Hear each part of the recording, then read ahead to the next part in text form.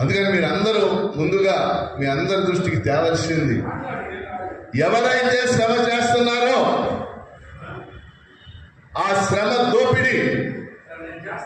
దోపిడీ చేయకుండా పెట్టుబడిదారుడు ఉండడు, అతనికి లాభాలు ఉండవు. ఆ శ్రమ దోపిడీ జరగకుండా వీలైనంత వరకు కార్మిక వర్గానికి, ఉద్యోగులకి, ఉపాధ్యాయులకి, పెన్షనర్లకి బెనిఫిట్ చేయడానికి పనిచేసే సంస్థే CITU అని మీ దృష్టికి తీసుకొస్తాం. సందర్భంగా 3-4 అంశాలను ప్రస్తావన చేస్తాం. మొదటిది, మానవ సమాజంలో పని గంటలు, మనిషి ఎన్ని గంటలు పనిచేయాలి? 24 గంటల సమయం ఉంది రోజుకి. సాధారణమైన సిద్ధాంతం ఏంటంటే మానవ సమాజంలో మనిషి